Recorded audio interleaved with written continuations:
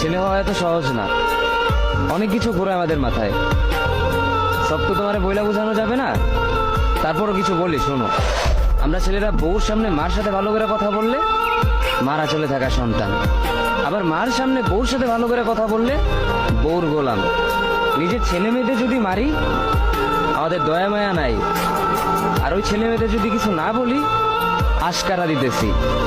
নিজের বউরে দিয়া যদি জব করাই সেই ক্ষেত্রে আমি বউর কামাই খাই, আর যদি বউরে দিয়া জব না করাই আমি সন্দেহ করি।